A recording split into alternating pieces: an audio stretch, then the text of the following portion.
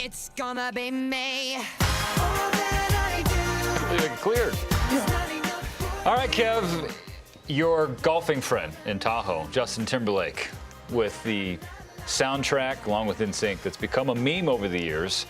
Says it's going to be me, but it sounds like it's going to be May. Because for some players and teams, it wasn't April. Cold starts. And so maybe it turns around and it's going to be May. We were going to pull the curtain back, we were going to do April showers, May flowers, but then if you turned on Central, D-Row jumped us. So we had to pivot, and we were ready for it. So, Kev, the question I'm asking you first, which team that had a brutal month of April do you believe will right the ship in May? Yeah, the White Sox. I'm going to hold you to this situation because you're a White Sox fan, so I don't want you to have to take the White Sox. But yeah, April's done. And let's be honest, Lance Lynn hasn't pitched because of knee surgery. Garrett Crochet, he's out. Yohan Moncada, Eloy Jimenez is out. They have 3-9 versus American League Central teams. There's some positives, though.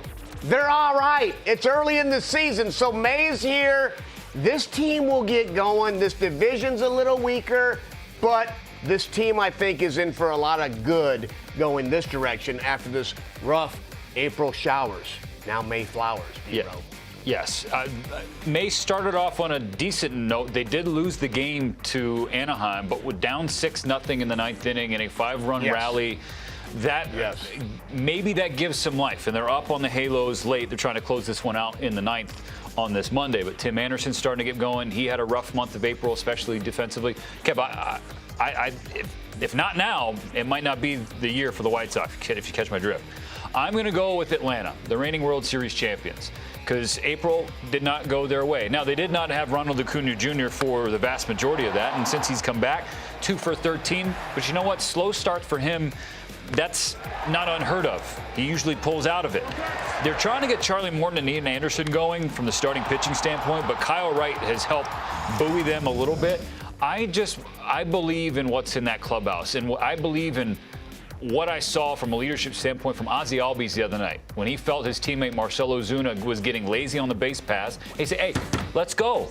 Wake up. This has not been a good start for us. A little bit of a World Series hangover. When you have that kind of leadership and energy out there every single day, because you know that infield posts, I want to have faith. And they have a huge opportunity in front of them beginning tonight, weather permitting, of course, against the New York Mets. Because they've been the best team in baseball so far in your division. If you're going to turn it around, no better time than right now. Play harder when things are going tough, and I like that, what Ozzie Albies did. Okay, let's focus in on one specific player. Not a pitcher, a position player, Kev. Which hitter do you think is going to get things right?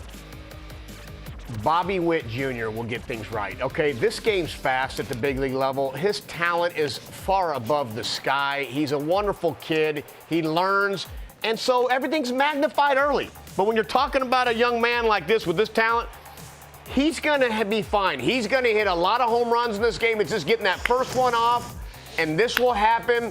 May's here. Go Bobby Witt Jr. We're all on your side.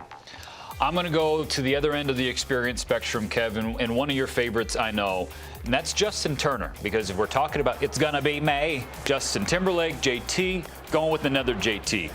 He is a notorious slow starter, but we all know the kind of numbers he puts up when we're looking back at the end of a year. I want to have faith in his ability to constantly make adjustments. That's something that Dave Roberts and the entire staff loves about Justin Turner in addition to his leadership. But he was talking recently about having an early session in the cage with Trey Turner, and they found something, maybe opening up a little bit to get himself in a better position to hit the baseball, because we've seen with him over and over, when he's in a good position, he can hit the baseball. At his first home run last Friday, I ain't sweating Justin Turner's slow start. It's going to be May. Yep, no doubt. Kev, one of the coolest things that happened this past weekend, a.k.a. yesterday, the first day of May. May started off right for Jason Krazan in the Krazan family. Yes. From Pflugerville, Texas, not far from you in ATX. This is a man, Kev, who had 1,132 games in the minors. He gets called up on Friday for his debut, and then he gets his first knock against the Nationals at home. This is what it's all about. This is what it's all about. I had a good friend, Adam Heisdu, was a first rounder in '89 with the Giants, played a lot of years in the minor leagues, got called up in '04, was on our '04 team, has a World Series ring. Jason, this is what it's about. You put your time in, sometimes the breaks don't happen, then boom, you go to the show, and there's nothing better in the world than that, with his wife and his child in the stands and getting your first big league knock. Go do your thing, and congratulations, and good stuff by Gabe Kapler, calling this guy up and giving him a chance. I mean, Awesome. 32 years old, and his wife Kristen, his 2-year-old son Carter, his sister, his parents, his in-laws, they all scrambled to fly in from Texas and Florida to make it to San Francisco to watch his debut, and then they get to watch him hit a knock, his first one in the show. I mean, that's just special. So again, tip of the cap to Jason Krazan for a job well done and a journey to the show.